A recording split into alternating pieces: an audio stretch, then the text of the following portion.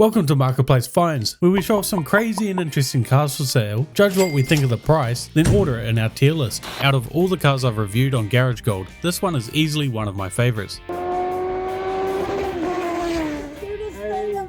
What you're looking at is a 1981 city car, except the YouTuber Vasily Builds ripped out the electric battery and swapped in a legendary Hayabusa engine. So this wedge of cheddar cheese on four wheels isn't just fast, it's terrifying. Blink wrong and you're doing 100 miles per hour in something that looks like it escaped from a McDonald's Happy Meal. It's chaotic, it's dangerous, it's shaped like dairy, and yet it's brilliant. The only thing I don't like is the $20,000 asking price, because although these things are getting rare, you can pick them up cheap. Maybe if they chucked a turbo on the Hayabusa engine, I'd be convinced. This is the 2018 Baron Margot Metamorphosis, and no, it's not a leftover prop from a 1930s sci-fi movie. It's an actual one-off art car. Built on a humble 1984 VW van chassis, has been skinned in hand-formed aluminum panels and turned into something between a retro submarine and a steampunk Beetle. As far as custom builds go, this thing is wild. You won't see another one like it at Cars and Coffee, and it's even been featured on Jay Leno's Garage and the LA Auto Show. Sure, it might blind oncoming traffic and cause multiple crashes per drive, but at least it looks cool while doing it. Inside, the theme continues. You've got an awesome looking cockpit full of gauges, a wheel that looks like it belongs on a battleship, but the weirdest or coolest bit is this random sink in the back. Of course, underneath all the theatrics, it's still rocking a VW flat 4 with about 67 horsepower, so don't expect it to move like it looks, but at least the aerodynamic shape should make up for it a little. The seller is looking for $50,000, and of all the vehicles I've rated on the tier list, I really have no clue what something like this would go for, so I'll just put it here. Give me a hell yeah! Up next is a 2017 Ford F250 King Ranch, a truck that used to scream Texas luxury and ranch hand grip. These days it's covered in the Punisher logos, but the only thing it's punishing is the owner's bank balance. The front bumper looks like it was ripped off a Halo Warthog, dipped in rhino liner, and then decorated by a Mountain Dew marketing intern. Every other single panel on the truck seems to have a Punisher logo, just in case you forgot the owner is going through a midlife crisis. There's even some extra body armor surrounding the front windshield and cab, just in case you wanted some extra blind spots on a giant truck. Stepping inside by use of the Punisher side steps, of course, reveals an unfortunately similar interior. If you've ever thought neon green and dark brown go together like this owner did, you're probably colorblind, because these are two colors that should never mix. I can't even hate on the reupholstered diamond stitched seats, as they look comfortable but could have done without the 50th Punisher logo. The seller is asking for a huge $75,000, and considering you could buy a new one for close to that, it's not surprising it hasn't been sold in the last 2 months. If there's one car that never got to live a normal life, it's the Mitsubishi Eclipse. Every single one has either been wrapped in vinyl flames, stuffed with subs, or painted with a spray paint can, and unfortunately this one fits the bill. On the outside, it's rocking a body kit that could double as an ankle shredder, and a paint job that was proudly the seller's first attempt, and boy, it shows. The surface is cracked and wavy like an Arizona driveway, and in some spots the rust is already trying to repossess the car. Inside, it's all business, if your business is running an illegal stereo shop. The carpet's long gone after losing a war with mold, leaving behind foil insulation and bare floors.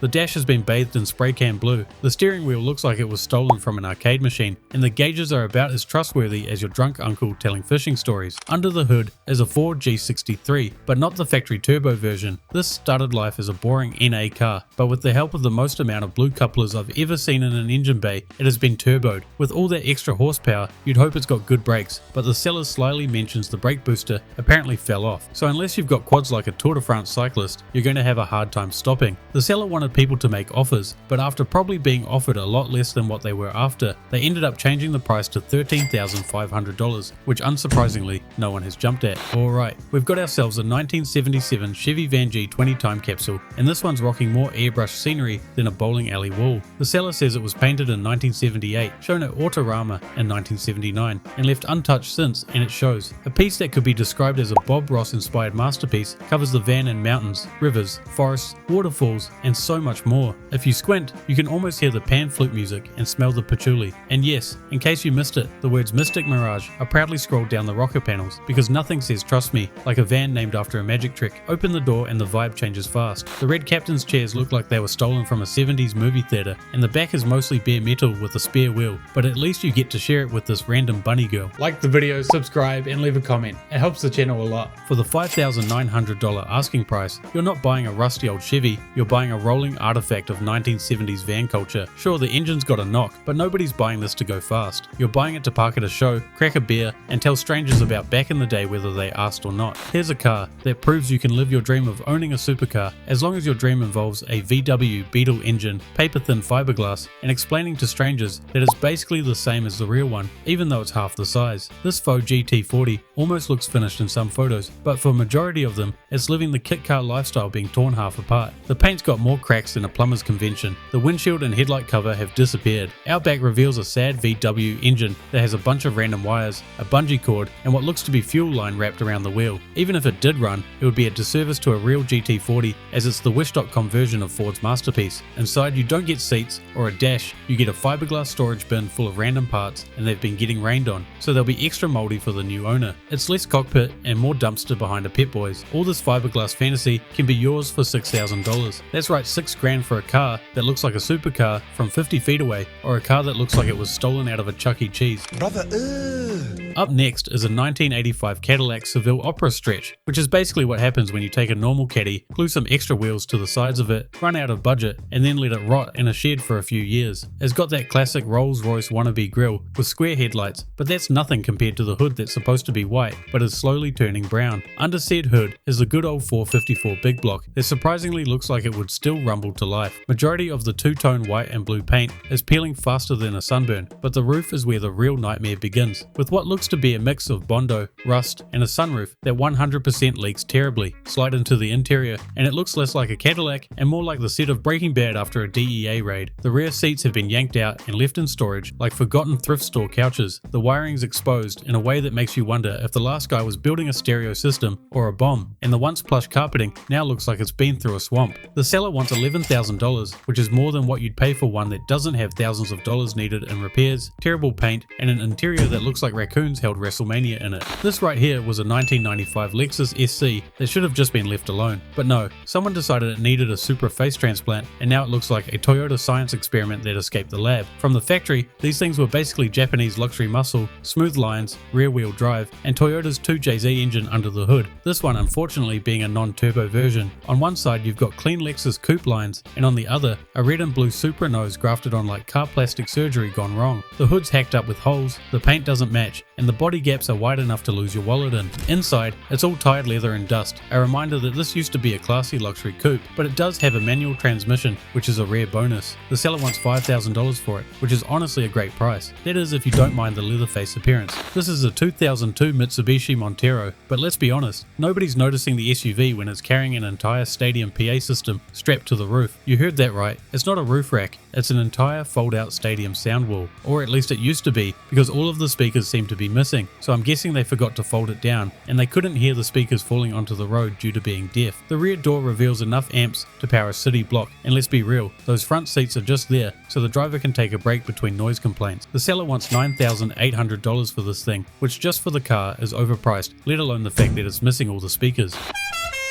What you're looking at is a 1985 Jaguar XJ6 that got tired of sipping martinis and decided to shotgun a case of Monster Energy. The seller calls it Frankenstein, and that fits. This thing is stitched together from more donor parts than a junkyard organ bank. We've got a Jaguar body on top, a Toyota FJ60 chassis holding it up, a huge 7.5 litre Lincoln big block boat anchor powering it, with 1-ton Dodge axles sitting on 37s. So yeah, the Frankenstein description is pretty damn accurate. All in all, this is the ultimate rig for someone who wants to crush trails, confuse British car enthusiasts, and still have enough ground clearance to drive over their HOA President's Prius. And the best part, the seller doesn't want money, just a tractor with a bucket and backhoe, or maybe a front loader, because of course the only trade up from this monstrosity is actual farm equipment. This is a 2024 Mazda Miata, but instead of being the lightweight, nimble fun car Mazda intended, this one's been turned into a rolling Instagram filter. It's got a wide body kit, so exaggerated, it looks like the car's permanently sucking in its gut, and it's been dropped so low on air suspension, the poor thing couldn't clear a pothole in a Walmart parking lot. Don't get fooled by the gold paint job wrap either, because the seller spent all his money and is getting rid of the car to help pay back his loan. They apparently bought it new and immediately spent an insane $25,000 worth of modifications, including $12,000 worth of upholstery and $5,000 for the stereo. What does a $12,000 interior get you? Well, as you can see, it basically means to copy a designer handbag. Someone bought it for a huge $37,000. So if you wanted a Miata that's slower, heavier, and harder to drive than a stock one, that's too bad.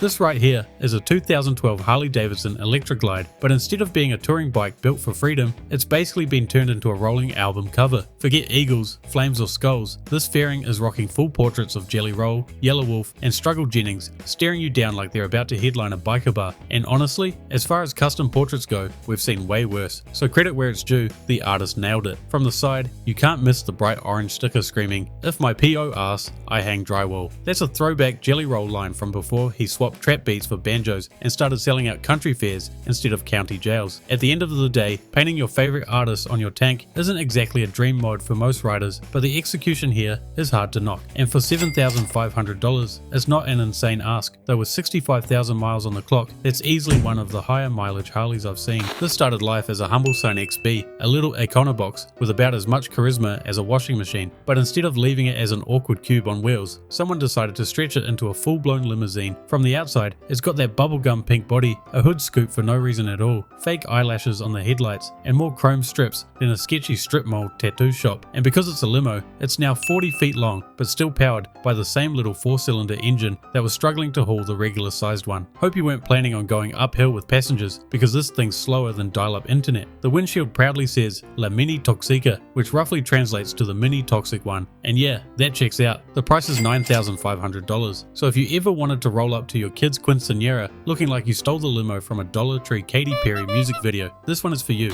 Here we've got a 1966 Ford Super Duty fire truck for sale, so you too can own something that looks like it should come with the Dalmatian and a group of mustached volunteers who all chain smoke Marlboros. The bright red likely lead paint has slowly faded over time, but you can't mistake the classic old school Ford styling, as it looks like it's been eating its Wheaties for 50 years. Down the side, you've got more buttons to press than your ex-wife when you forgot her birthday, and a set of mud tires that would make a redneck blush harder than his sister at prom. There's only one interior photo, and it shows a bench seat that was the cause of your granddad's back pain. At $3,500, it's an absolute steal, especially because your chance of getting pulled over would drop to almost zero. This vehicle is apparently a 1983 Trident, and I say apparently because I searched the internet far and wide and I could barely find any information on it. It's a right-hand drive, 3-wheeled, propane-powered contraption. Basically, it's an ice cream truck, forklift, and golf cart all rolled into one weird little triangle. This one's seen better days after sitting for 15 years. The blue paint is rusting away, but the charm is still there with the "You all scream for ice cream" plastered on the side like it's auditioning for a horror movie. I guess selling ice creams with a free smell of propane wasn't that big of a hit back in the days. To be fair though, I can't be too mad considering the owner is only after $800. Just really hope you never get rear-ended in it, or you'll be cremated at the same time. Here's how the final tier list ended up. Let us know what we got right, what we got wrong, if there's anything you'll change around. Otherwise, thanks for watching, make sure to like and subscribe, and I'll see you guys in the next episode.